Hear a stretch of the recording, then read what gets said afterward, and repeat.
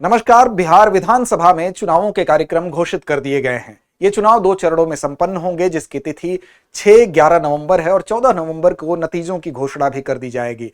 इसी के साथ, इस घोषणा के साथ ही वहां पर आदर्श आचार संहिता यानी कि मॉडल कोड ऑफ कंडक्ट भी लागू हो गई है। तो आइए जानते हैं कि क्या होती है आदर्श आचार संहिता, साथ ही कुछ मूलभूत तथ्यों के साथ। तो देखिए, सबसे पहले तो बात करेंगे यहां पर जो तिथि है, 2 चरणों में यहां पर चुनाव होंगे और चरणों के साथ साथ जो चुनाव की रिजल्ट की घोषणा है वो भी बता दिया गया है कि 14 नवंबर को नतीजे आ जाएंगे।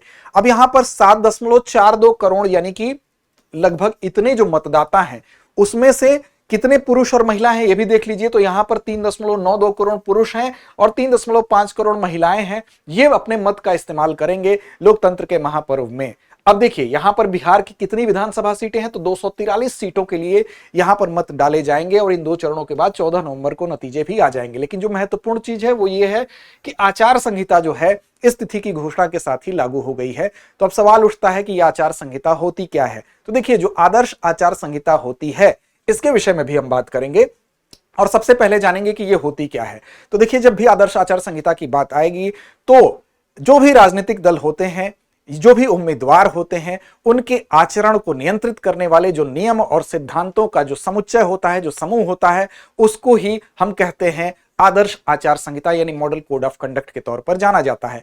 इसको एक संवैधानिक नैतिक प्रहरी भी कहा जाता है, जो कि चुनावों को निष्पक्ष और पारदर्शी और समान बनाकर इस चुनाव को हम कह सकते हैं कि विश्वस्त व्यवस्था के तौर पर स्थापित करता है। अब सभी राजनीतिक दल जो होते हैं उनकी सहमति से ही इसको तैयार किया गया है और इसकी हम कह सकते हैं इसका जो अनुपालन होता है, इसका जो पालन करना होता है वो अनिवार्य बनाया गया है। अब यहां पर संविधान का जो अनुच्छेद होता है वो 324 जिसमें कि ये व्यवस्था की गई है, 324 के अंतर्गत ही इसके पालन की निगरानी किसके द्वारा किया जाता है, तो इलेक्शन कमीशन ऑफ इंडिया के द्वारा इसके पालन की निगरानी भी की जाती है। ये भी आपको याद रखना है।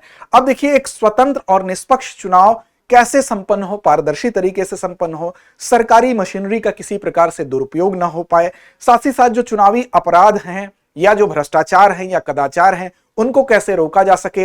इसके अलावा जो सत्तारूढ़ दल है यानी कि जो सत्ता पर पहले से काबिज है वो अपने पद का कहीं ऐसा ना हो कि अनुचित तरीके से लाभ उठाने की कोशिश करे।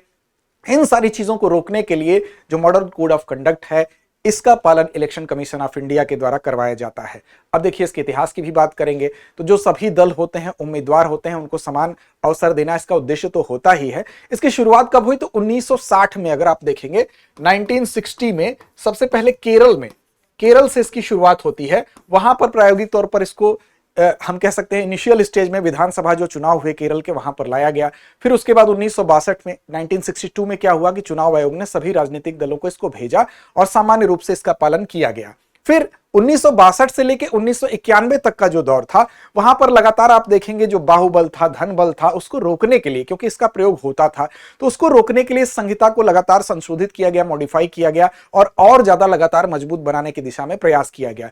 फिर सत्तारूढ़ दल के हम कह सकते हैं आचरण को कंट्रोल करने के लिए इस आचरण को, सत्तारूढ़ दल के आचरण को कंट्रोल करने वाली जो धारा है उसको भी इसमें जोड़ा गया और 1991 में जो टीएन शेषन थे, तात्कालिक जो मुख्य चुनाव आयुक्त थे, उन्होंने अनुच्छेद 324 के तहत जो मॉडल कोड ऑफ कंडक्ट है उसको सख्ती से लागू किया। फिर 2013 में एक और अपडेट इसमें हुआ कि सुप्रीम कोर्ट ने चुनावी घोषणा पत्रों पर भी जो गाइडलाइंस होती हैं, जो दिशा निर्देश होते हैं, उनको जोड़ने का निर्देश दिया और 2014 के आम चुनाव में घोषणा पत्र संबंधी जो नियम है वो भी मॉडल कोड ऑफ कंडक्ट में शामिल कर दिए गए, एमसीसी में शामिल कर दिए गए। तो इसका इतिहास है। अब इसमें होता क्या है, तो देखिए, जैसे ही लागू होता है तो लागू होने के समय से चुनाव कार्यक्रम की घोषणा की जो तारीख होती है उसी दिन से लागू हो जाता है। यानी कि आज बिहार में अगर विधानसभा चुनाव की घोषणा हुई तो आज ही से यह लागू हो जाएगा और चुनाव प्रक्रिया जब तक पूरी नहीं हो जाती है तब तक ये क्या रहेगा, प्रभावी रहेगा।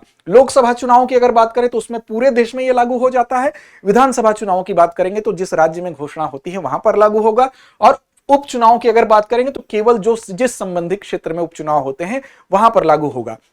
अब बात करते हैं निर्वाचन आयोग की। तो मूलभूत जानकारी ले लीजिए कि एक स्वायत्त और संवैधानिक संस्था होती है। इसकी स्थापना 25 जनवरी की तिथि को हुई थी। कब हुई थी, तो 50 में हुई थी। इसीलिए 25 जनवरी को राष्ट्रीय मतदाता दिवस के तौर पर भी मनाया जाता है। इसका मुख्यालय कहां है? तो नई दिल्ली में इसका मुख्यालय है, जहां से यह घोषणा की गई है। अब देखिए, चुनावों के संचालन और निगरानी का काम तो ये करता ही है, साथ ही ध्यान रखिएगा जो लोकसभा है, राज्यसभा है, राज्य विधानसभा है, राष्ट्रपति उपराष्ट्रपति के चुनाव का प्रबंधन कौन करेगा? निर्वाचन आयोग करेगा। अभी किसका चुनाव है? तो अभी चुनाव आपका राज्य विधानसभा का है, तो इसीलिए इसका कौन करेगा? तो इलेक्शन कमीशन ऑफ इंडिया यानी कि निर्वाचन आयोग के द्वारा इसका चुनाव का संचालन और निगरानी यहां पर की जाएगी। वहीं पर अगर ये पंचायत का चुनाव होता या नगर पालिका का चुनाव होता तो इसका प्रबंधन कौन करता? राज्य चुनाव आयोग के द्वारा किया जाता, इसका संचालन किया जाता, इसकी निगरानी की जाती। अब संविधान में निर्वाचन आयोग का उल्लेख कहां है? तो अनुच्छेद 324 में इसका उल्लेख है। इस बात को भी आप याद रखेंगे। आगे आते हैं अभ्यास प्रश्न पर और इसकी जिम्मेदारी अब छोड़ते हैं आपके ऊपर। प्रश्न आपके लिए है कि बिहार विधानसभा में अनुसूचित जाति के लिए कितनी सीटें आरक्षित हैं? विकल्प आपके सामने हैं, 35, 36, 38 या 40। तो इस प्रश्न का जवाब कमेंट बॉक्स में देना ना भूलें। लड़ते रहें, अपने लक्ष्य की ओर बढ़ते रहें। अब एग्जाम की तैयारी को और बेहतर करने के लिए हमारे चैनल को लाइक, शेयर और सब्सक्राइब करना ना भूलें।